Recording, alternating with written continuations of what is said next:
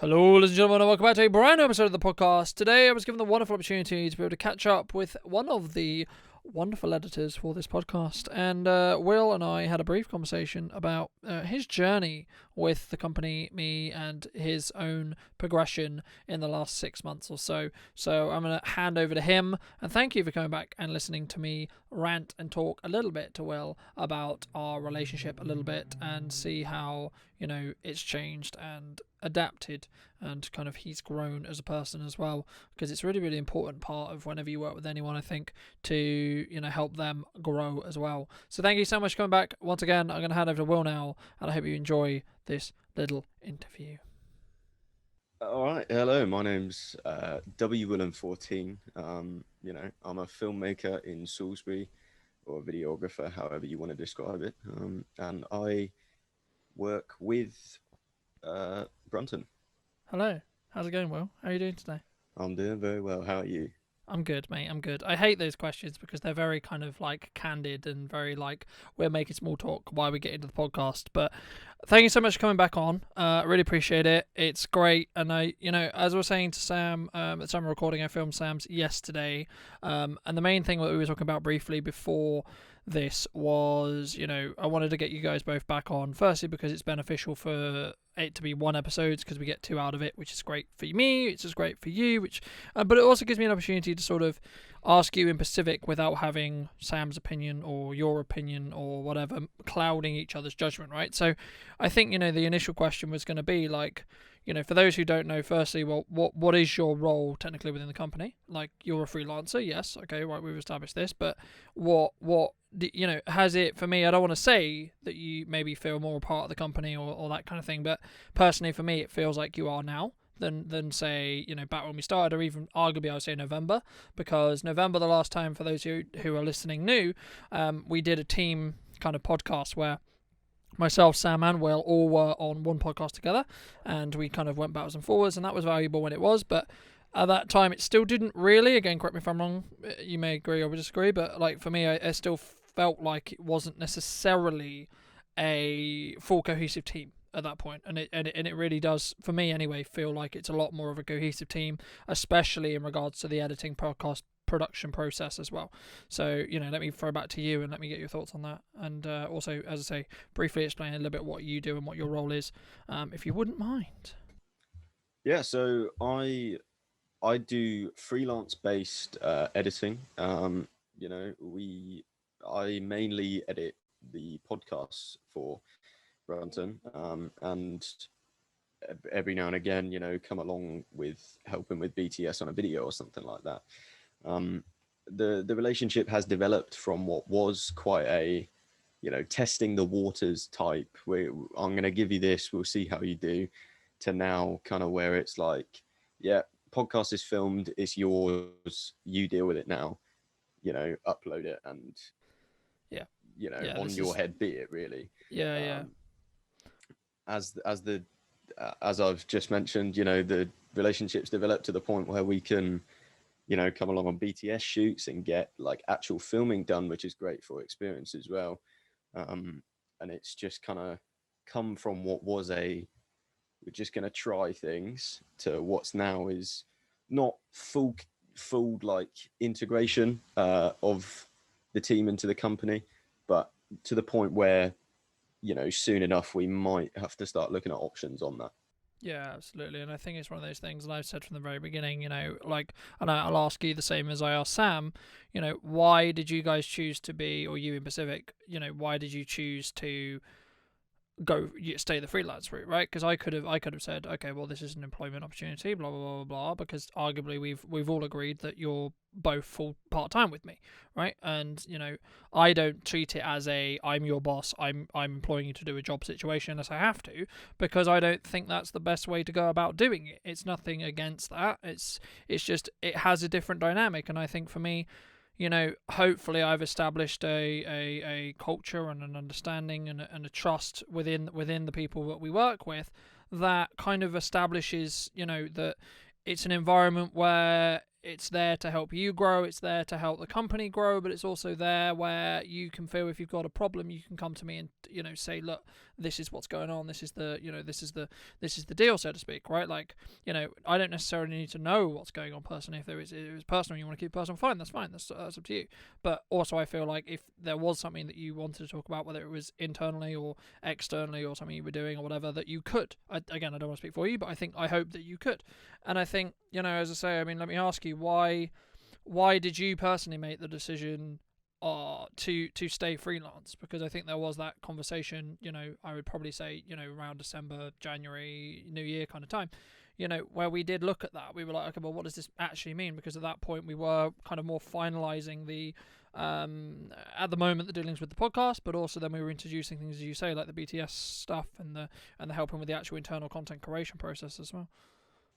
Yeah, so mainly for me, as I'm sure it is for other people, freelance is so beneficial in the fact that you remain choice, you remain the element of choice that you would not from being a full part of the company. So the ability to be able to, for Brunton, for instance, to come to me and say, you know, I've got this shoot next Friday or whatever it is, you know, it's at this time, this is what we need, you know, and I have the choice whether I want to be able to say, yes, I can do that, or no, I can't do that for any reason. And it allows more flexibility, but also I would say allows more, what would be the word to word it, like a more two-way relationship, because then if I come to Brunton with something and I'm like, hey man, can you help me with this?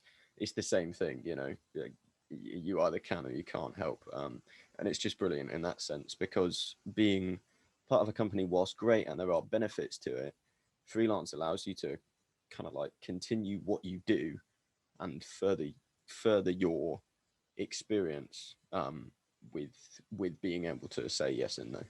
Yeah, absolutely. Again, I think it's one of those things that I've said from the start that, you know, I'm here to help facilitate your growth, right, as a creative, and I'm here to help you.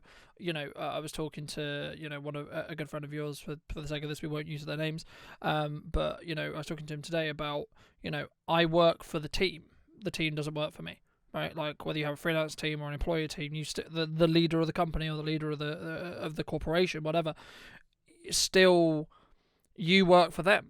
It's not the other way around. Like there's a misconception sometimes where, oh, my employees work for me, blah blah blah blah. But no, I work for you, right? It's my job is to help facilitate what you need from our relationship, whether that may be monetarily or whether that may be opportunistic in regards to you want to get on-set experience, for example, right?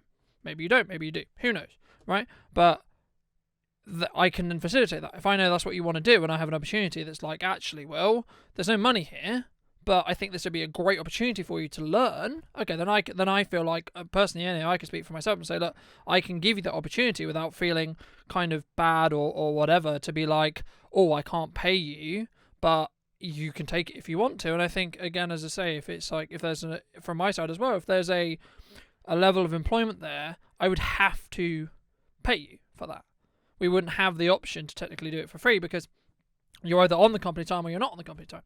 This way, it can be more of a, you know, it suits how it suits for me, it suits for you, it suits for everyone, and that's why, you know, I have that conversation with you, and I had that and we check in every month, and we check in and we say, look, what is it that you want to do? Is it do you want to still do this? You know, I think, you know, last team meeting we said, look, do you still want to do the podcast? Because I'm conscious of the fact that the podcast can get kind of boring to edit, to be honest. It's valuable to have as an asset as the company, but it doesn't necessarily mean you guys have to edit it forever, right?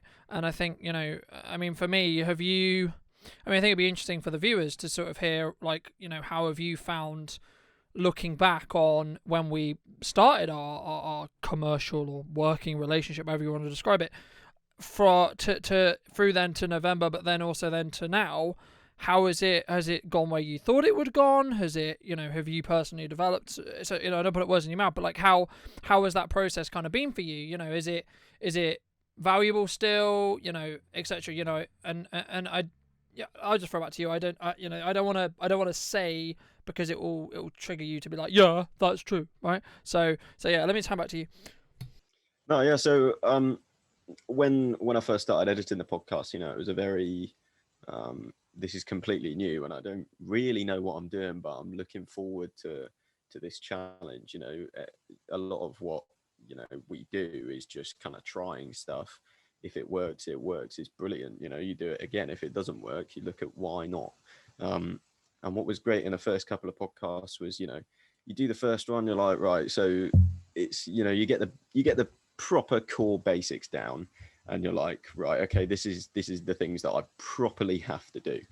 And then as you kind of edit it more, or as I edited it more, sorry, there was a podcast I edited once where there was somebody's internet, was misaligned, and talking over each other and stuff like that. And from the repetition of editing the audio from the podcast, I was able to kind of like clean it up and find where somebody had ended their sentence, and like just clean up the like mumbling afterwards, and kind of like mash it together so that it wasn't this like whole long inaudible thing. You were able to understand what was going on, and it's really beneficial for the fact that not only is the podcast an audio based thing, so not only do you get to really edit audio, which is such an underrated part of videography and filmmaking that people really overlook, it also, we pull it into After Effects. We look at audio waveforms, like compositions and stuff like that you might not get to look at when you're just, editing small vlogs or videos and stuff like that. So it started off quite, treading water. This is new, and now it's got to the point where I'm like, I feel like I know what I'm doing, and it flows a lot more is probably what I would say, and that can only get better. Yeah, absolutely. And I think we've definitely got to a point now where the podcast, in regards to your role with it, is nearly as optimal as it can. I think we would all agree that at the start it wasn't. It was clunky, and it still was clunky for a long time. And then I made some internal decisions, and I looked at it and went, okay, well, how can we optimize this, right? That was my role. I was like, right, how can we do this better? What can we do better? And I think if anyone's going to take anything from this podcast, it's about understanding your role as a leader is to do that, because your team's not going to tell you, right? Your team's going to be just like, this is a problem, right? But the solution has to come from you, right? Because it's not going to be something that, whether it's Google Drive being a pain in the arse, for example, like we had, or whether it's something else on Shoot. Like, the reality of the fact is, that's why hierarchy exists. That's why, arguably, I would say you should never outsource something that you haven't done yourself, because you won't be able to fix it. And if, for example, if Will's ill, or Will can't edit a podcast or whatever, and, Sam can't do it or whatever, then push come to shove, I can do it. I can probably do it a little bit faster than they can, but that's not the point. The point is not, because I save a little bit of time if I do it myself, right? Because maybe I can do it in an hour when they would take 3, perhaps, right? But what I'm doing is I'm actually gaining 3 hours if I outsource it, right? And this is a separate conversation about outsourcing, but anyway, the main point there is, like, firstly, why do you outsource? But also then, if it came back to you in a scenario that was absolutely needed, right? Not consistently, but if it did come back to you, could you do it still? Yes, I could, because I still deal with audio, and I edit other people's podcasts and client podcasts and so on, etc., basically weekly, right? So, at the moment, maybe I'm not as busy with podcasting, but that's because that's not where the focus has been with the company, right? I could still pick up a podcast client tomorrow, and I'd be like, okay, cool, I have that capacity now. But also, I'm in a very strong position as a company owner, because I can say, even if I'm fully booked on productions, I can actually say, well, the company's capacity is actually high enough to be able to provide podcast content still, because I would argue, and Will doesn't know this yet, but, I think we're nearly at a position where I would be willing to say to a client, actually, my team is going to edit this, right? Because there isn't going to be a quality disparity. Is it still going to come back to me, and am I still going to check it? Yes, of course. But the quality and the time will, if I'm focusing on the strategy end of it, and, I've talked about this in Sam's podcast a lot about control, and it's like, I don't necessarily have to be the person who creates it. I don't necessarily be the person who has to create the content. And I mean, that leads on quite nicely to my next question, which is going to be, you've had the opportunity to come on, I think, a handful of behind the scenes shoots, where you were either running vlogs or you were just there for fun or whatever, and you were there to learn and so on and so on and so on. I mean, how was that? Firstly, like, how was that experience for you? Number one, but also then number two, do you think it was valuable? Like, what would your perspective be on how valuable that is to a company? Not necessarily mine, but a company. So I found it incredibly valuable because doing something for somebody else is completely different to doing something for yourself. When you do something for yourself, like making a video, you don't really have, unless you're trying to make a business out of it, you don't really have, this has to be done by this. You can take all the time in the world in it. You can get really perfectionistic and get like everything perfect. But the thing is about, being in an industry situation for somebody else is that not only are you upholding your image as as you being there, you are also trying to uphold or trying to project the image of the business that you're with. So it forces you to kind of take the next level that you might not have to do with your own stuff. And for a business, having behind the scenes content, it's all well and good, like making a project, for instance, say you're making a video. It's all well and good making a video and it being really good, but showing somebody how you process the information that you're given, how you do the problem solving, going through things like we went on a shoot to Casafina, and outside the building there was loads of like cardboard boxes and stuff. So what Brunton did is he went inside first, did all the inside filming until the boxes were moved so that we could film the outside. And you wouldn't get to see that process with just the showcase that was made, because you would see it as, this is the inside, then there's a bit of the outside, but you don't get to see the decision making that's gone through to show how you deal with what comes at you, which is really important for businesses. Because another thing for a client, for instance, is that you can see how somebody, deals with stuff, and you can go, that's a very systematic approach. That is what I need to remain calm, to have peace of mind when I'm running my own business. Yeah, absolutely. And I think especially when people, and a lot of the clients we talk to regularly at the moment, I talk to personally, or, the company gets hired to talk to, is they're new to video. They hate the idea of, oh my God, I'm going to have a camera in front of me and I have to talk to it. Oh God. Right. And I think one of the main things, and I'm not saying this because it's my words, I'm saying it because clients have told me, but clients have told me that I make that process streamlined completely. And I make them feel very comfortable, etc. And it's a process that takes time, but it's one of my unique selling points as a company, because we are arguably more expensive than just getting a video guy in. Yes, we are, right? We're that because we want to be able to have the time to be able to do it right, and to be able to reshoot stuff if we have to be able to re-edit stuff if we have to be able to spend the time with the client when a camera's not on to help them feel comfortable with us, but then also when a camera's on for them to feel comfortable with the camera as well, because it will matter in the content. And I think, for me, it's one of those things for a long time when I was starting out creating video content and being in front of the camera. And another thing that I've seen is not a lot of video production companies like the idea of being on camera, which I find really ironic, because you're selling a video service, right? And you're selling a point of, this is how you should talk to your audience, but you yourself as a company owner aren't willing to talk to your own audience. People recognize me multiple times a day. Like today alone, I was walking from my house to my office and I got recognized 3 times in town. I've never met these people. Outside of one of them, who's a friend of mine, the other 2 I had never met before.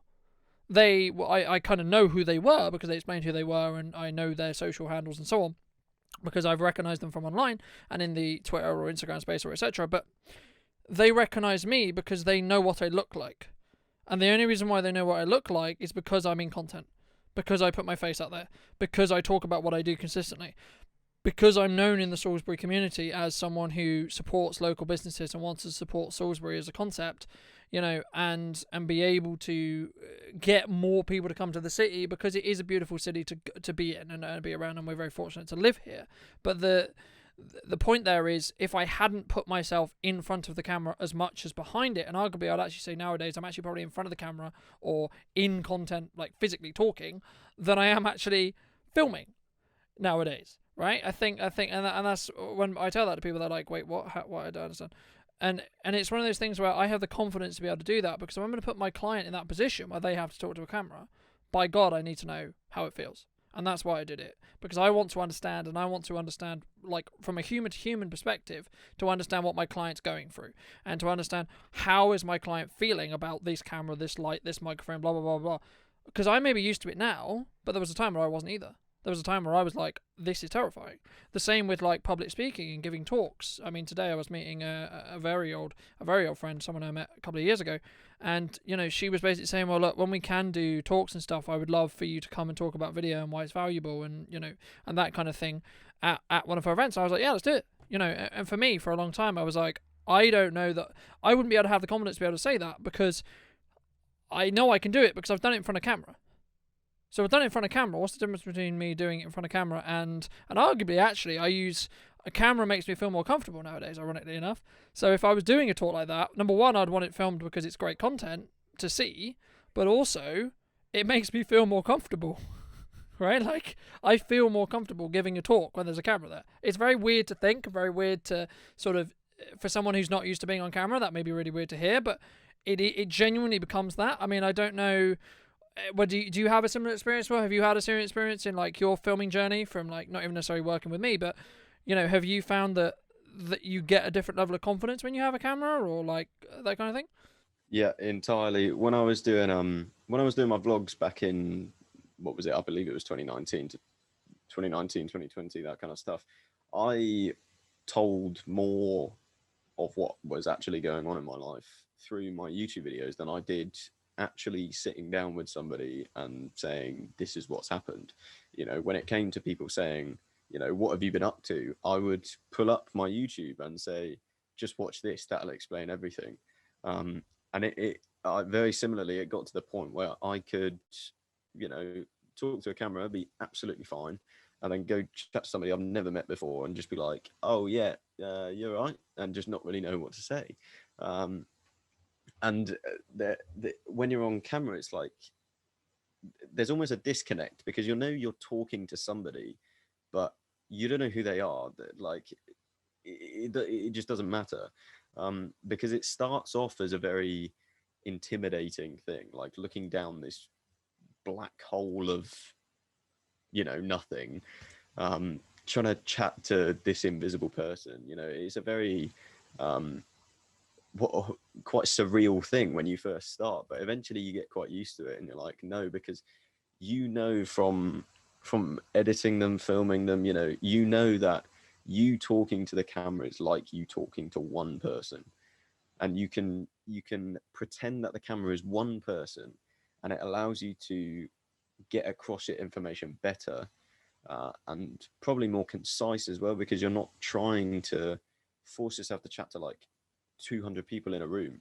It's just about this one entity, really. Yeah, absolutely. I completely agree. And I think it's one of those things where once you are used to doing that, then it becomes second nature. And, you know, like people jokingly say to me, oh my God, Colton, you don't have a camera. Like it's very rare you'll see me without a camera, or in most cases I'm probably on the way to go get a camera, or on the way back from just dropping a camera at the office. That's actually probably the likelihood. But, you know, I think for me, and it's one of those things where it's a different skill set, but it also has, you know, cross skills when you're talking to new clients, new people skills, etc. And the thing is, I also met a friend today at the time of recording, and we were talking about, you know, like, how do you feel talking to new people, right? People who you don't know, people you haven't met before, you get an introduction, you meet coffee, you know, that awkward kind of situation. And the fact of the matter is, just go with it, right? Like, especially in that situation, it's going to be awkward, it's going to be difficult, but just let it be what it will be. If it's it will flow eventually, and it will naturally flow. And yeah, you can overthink it, and you can think about, you know, how do I go about doing it, and yada, yada, yada. But they're only going to help you so much, because if you go into a conversation with, I'm going to talk about these things, okay, cool, but what if the conversation ends up going to something completely different? So for me, and I think this is another reason why, like, podcasting, content creation, video, whatever you're doing, even blogging will help you build your confidence, because it will give you the practice to be able to showcase how you do it, why you do it. And even if you don't even post it anywhere, just doing the routine of, I'm going to talk about why my business is valuable and why it's good for a customer or consumer to think about and have, is valuable, period. It just is. Whether you use it or not is a different conversation. How you use it, different conversation. But just going into the mantra of, I am good at what I do, is always going to be good for you psychologically, number one. But also number two, if you're not, it will also allow you to see where your issues are and what the issues are specifically you need to work on. And I think it's one of those things that once you understand that, you just naturally do more of it. And I think, let me throw back to you, El, but I think for me, I asked Sam this yesterday. I'm curious to hear what your different answers in. And I know I keep referring to Sam, and I apologize for that, for either for Will's case or the followers' case. But the reason why I do that is because he's the other element of the team at the moment. Right, so what I'm doing is I'm trying to say, well, this is Sam's opinion, this is Sam's thoughts, and this is also then Will's thoughts. Right, they're separate people, they do separate things, they have different thoughts. But I'm also trying to attach people who may have listened to the last podcast. I'm asking similar questions deliberately because I personally want to see the answers. But the question that I was going to ask is, where do you think that you're going to be in, say, 6 months? Where do you think our relationship's going to be in, say, 6 months? And then where do you think Brunton Media or me is going to be in 6 months? Well, I mean, obviously, putting it out into the universe, I'm going to have like mil subscribers. I'm going to be earning racks, all of that. But no, 6 months, I'm going to be at uni in 6 months. I'm going to be kind of just progressing how I am at the moment, taking up small things here, there, and everywhere. I got messaged, I think it was on the 4th of June, saying, we want you to come and shoot something for us on the 26th of June. June. So tomorrow. And, just little jobs, they don't have to be huge paying things, as long as you get something from it. Like, a lot of people are like, don't do stuff for free. But there's nothing wrong with doing stuff for free. But, you have to take something from it. If you're doing like stuff for free every single day, every single week, that's not beneficial for you. If you're doing something that's like, say you've got your income and somebody comes to you, but like, we got an interesting project, we can't pay you, like you sometimes do. If you're like, that looks like a challenge, I can learn from that. There's something there. So, go get the jobs, go get the stuff. So for me, uni, little jobs, progressing. I don't really know how to. It's always a question that's like proper difficult to answer. Yeah, and I think just to build off before you go into the other two, I think on the free work thing, I think it's one of those things where if you do free work on your terms, then it's your terms, right? If you're doing free work not on your terms, that's the alarm bell for me, right? Because you're not in control there. If you're in complete control and you're doing free work and you're saying, well, look, we could do this for you, I understand you can't pay me, blah, blah, blah, blah, that's fine. But like, for example, the Showcase series, I don't make a penny from the Showcase series at all. That's not the point of the Showcase series. The Showcase series is not for me to make money. The Showcase series, yes, I get some passive advertising, but it's my way of giving back. That's the point. That is the point. And it's for me to support the city that I grew up in and the city that I love so much. That's why I do it. Nothing more, nothing less. There's no, if I do this, they'll hire me. Sometimes that ends up happening. Great. If that's the result, hurrah! Everyone's winning. But that's not the goal. That's not the point. That's not why I'm doing it. I'm doing it because I want to show people who may follow me, may know me, may find my account, what Salisbury has to offer to visitors when they're allowed to come. COVID. Or people who may not know about XY place in Salisbury who are local, right? There's plenty of places. The Yard is a key one. I didn't know about it for a long time, and I was like, this is a perfect opportunity for the Showcase. This is perfect because it is hidden away, right? But I would describe it as a hidden gem. It is. So yeah. I think it's, again, it comes back to that. Why are you doing it? Are you doing it on your own terms or not? Situation. I think that's the main thing. But I'll throw back to you to see where you think our relationship's going to be, and also where do you think I'm going to be in 6 months.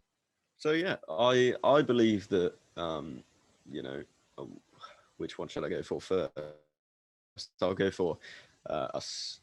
I'll go for the collective.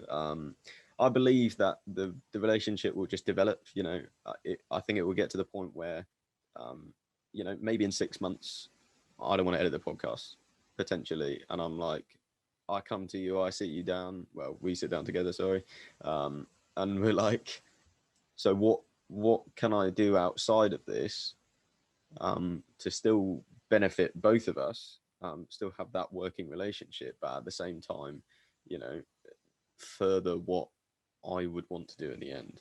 And I feel like I, I can't say now whether I want to stop the podcast because, to be honest, I quite enjoy it. Um, but it's one of those things where given the relationship that we have, kind of wherever you end up, there's a kind of rope that kind of takes me along with you. So I guess the thing is, if you're making huge feature films, I would hope I'd be a part of that.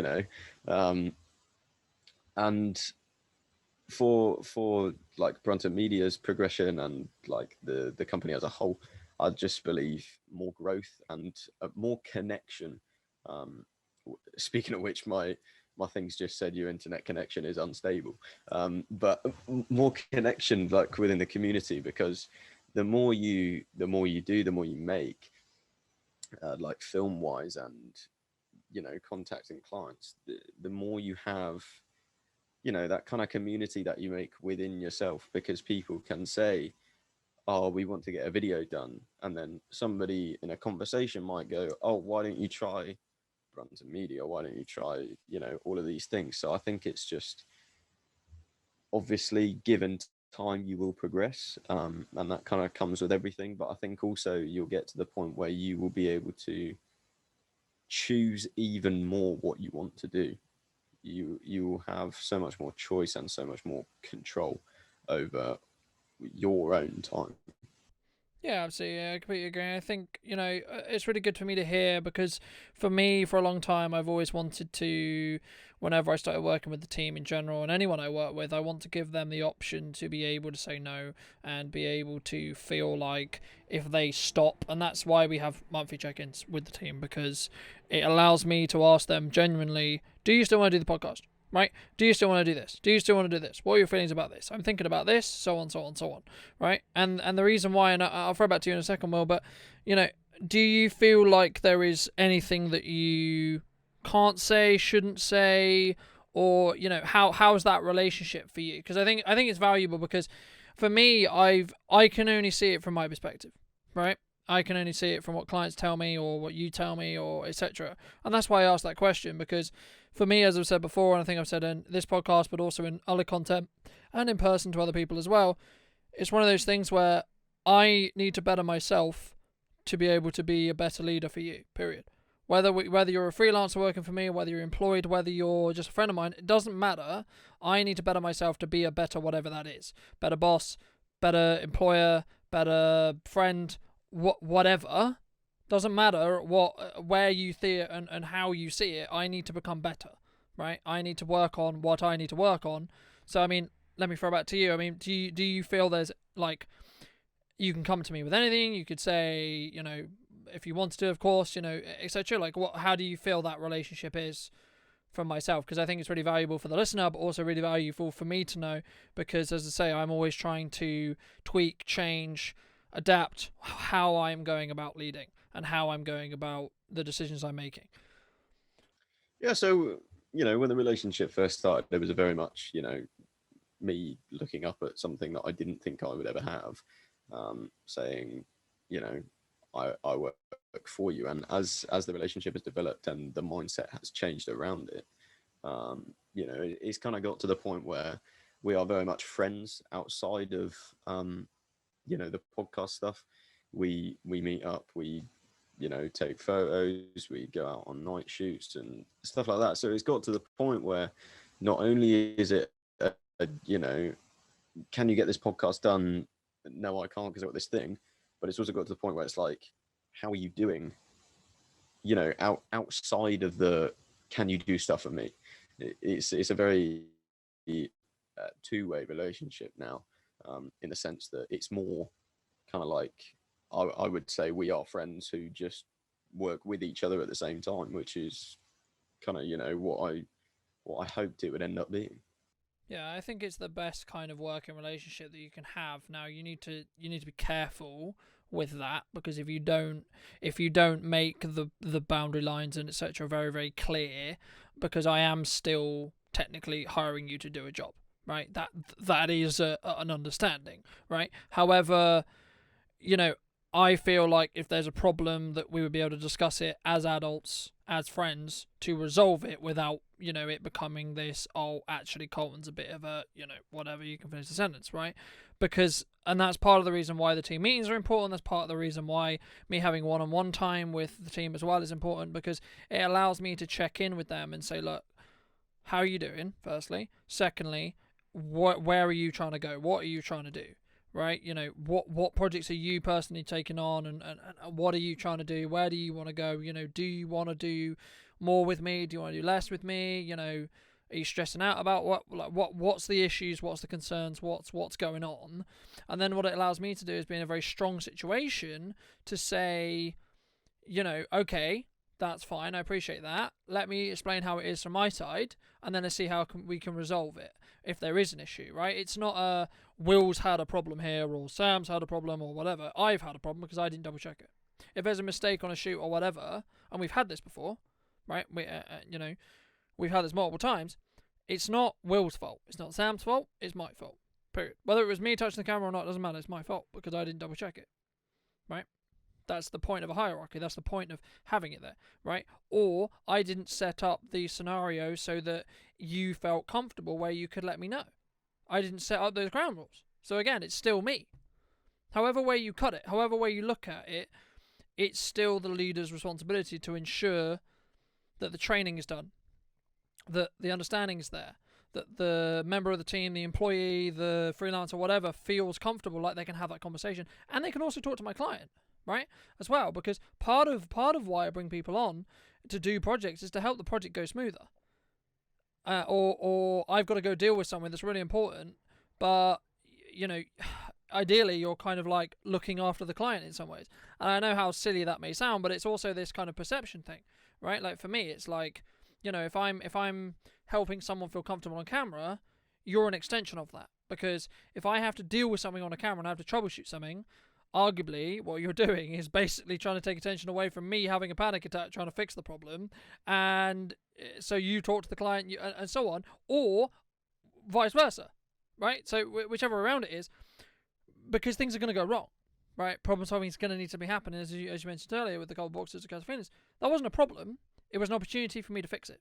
There was an opportunity for me to look at it and go, okay, so how can we still get the product that I need here and be able to serve the client? Now, it didn't matter there wasn't any money on the line. At the end of the day, I'm still representing Susie and her business and her brand by showcasing her product and her service and her business. So I still have to do that in such a way which isn't offensive to her, isn't going to portray her business in a bad light. So by me, let's say for example, I didn't decide to make the decision I did, and I did film the front window with boxes in front of it, arguably that would have not helped her showcase her business in the correct light. So by me making that decision, I was able to fix the problem when it wasn't a problem. So then there was no problem because I had already fixed it because of the approach I had. And I think, how has that process from your side been to sort of see in that respect? Well, I mean, a lot of it's, people management, like you say. It's like, not as in like controlling puppets or anything like that, that's a bit far. But when it comes to making the client feel comfortable, chatting to them, being like, just to let you know, I'm gonna do some filming in this corner, for instance, do literally whatever you want, but this corner. I'm gonna try and make this look pretty. And it's that open communication that's really been there from the start. That was quite present. You saying from the start, with and without clients, just say what's going on. If there's cardboard boxes outside, just let me know. I'll deal with it. You know, I'll film the inside, then I'll film the outside. And you know, it was fortunate on that day. I believe you said to the client, you were like, there's potential that I might have to come back in 2 days, in 3 days when the boxes aren't here. Um, and because you were just straight up like, this is what might need to happen, they're like, yeah, that's absolutely fine, because they can plan around it and, you know, understand what's going on. We've had like audio issues before, sorry. And I've let you know, and then you've been able to, you know, turn a mic towards somebody else so that you can pick up the audio from them. It's just about that kind of like managing the stress, but also not leaking that stress into the project that ultimately tears it down. Yeah. Yeah, I completely agree, and I think it's one of those things that once you do it more and more and more, and as we work together more and more and more, there will be less things that we need to talk about because there'll be those preconceived rules, right? There'll be the preconceived. You already feel comfortable about those understandings because I know how you're going to react. You know how I'm going to react. You know, and I would hope that if there was an issue or you make a mistake or there's a mistake that, as I say, that I have set the ground rules to be like, look, I'm not going to go mental. I'm not going to go effing and jeffing and being like, oh, I'm done, blah, blah, blah, blah, blah, blah, blah.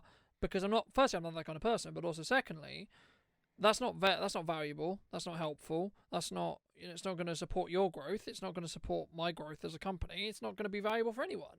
So there's no point doing that. I understand that maybe the knee gut reaction for some people, and I've had it before, right? Genuinely, I have, not with the team specifically, but I've had situations where I'm like, okay, this has pissed me off. But the reality of the fact is, I can't do anything to change it. You know, that's the reality. Okay, right. So then I go back to whoever I'm working with and say, look, this is the situation. I wasn't told this, or I haven't been told this, or actually we need to be over there, and actually this is a complication, or, you know, I can think of 1,000 different opportunities. You know, a train doesn't show up, or a train gets cancelled, or a client decides to reschedule it and doesn't let me know, or the thing I'm meant to do requires 2 people and only one show up, or we're required outside and it rains, or, you know, the lens that we were meant to have or whatever is in a position where it broke because someone dropped it the day before or whatever. And it's one of those things where you have to be able to fix the problem because the client doesn't give a shit. The reality of the fact is the client doesn't care. The reality of the fact is the client, and they may wholeheartedly care, but at that moment they don't. Because at that moment they just want a solution. They don't particularly care what the problem is. They don't even need to know what the problem is. They just need to know, can you fix it, yes or no, and how long is it going to be? That's it. Right? Like, if it's, okay, we need to change the angle here, fine, that's a 5-minute job. Okay, we have a mic die. Okay, cool. Mic died, so what's the solution? Okay, maybe the batteries need switching. Okay, that takes me 5 minutes. Okay, cool. Job done. Right? So it's about saying to the client, look, and I say up front, look, stuff's going to go wrong.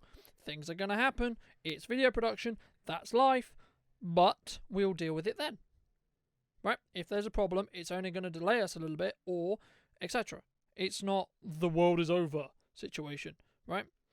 And I think you know, if anyone wants to take anything from this podcast, it should be that there is no such thing as a problem. There's only a problem-solving opportunity. And I ironically saying that, it's something which really annoyed my co-workers at my previous job because I always said that when there was a challenge, and I'm very glad that I established that at the start because it allowed me to grow into the business owner I am today, to allow me to be able to tackle larger problems on video production shoots that are going to happen. They just are. Period. So I mean, yeah, I think that's the main thing, but also I think it's one of those things that you'll just learn in time, you know, in that respect as well. So I think, you know, thanks so much for coming on, Will. Really appreciate it. You know, is there anything that you want to quickly discuss? Any questions you want to ask me? Really, really quick, as you would probably know to death by now because you edit most of these. I like to throw it in at the end to be in a position where, you know, you can get something off your chest if you have one. You know, you have a topic or you have a question. So, do you? Everybody's always got a mad question, you know. So I'm gonna drop one. I'm gonna go with, if there's one thing from your entire time of, you know, marketing, like filming, anything, there's one thing you could only have for the rest of it, what would it be? So like whether that's a, you know, whether that's a camera, for instance, whether that's a specific skill. So for me, this is there's two things, because initially what jumped to mind was a good tripod, right? That's something that will scale with you, that will be a huge valuable asset for you. But actually, if we're talking skill set, I would say having good communication skills is the if I can only choose one, having good communication skills will allow you to get out of every situation, will be allow you to do absolutely everything you need to do, and also it will allow you to do your marketing job a lot better. Because the whole point and the whole thing of marketing, there's a misconception, I'll do this very quickly because I'm conscious of time, but the whole misconception of marketing is you do this thing, and gets you more money. That's not the reality. The reality is it's a process, and there's a lot of strategy behind it. There's a lot of different moving parts, but it's basically this. You need to help your ideal client know you, like you, trust you, and then they'll buy from you. That's it. That's marketing, period. That's it. That's everything we do. That's everything that we do.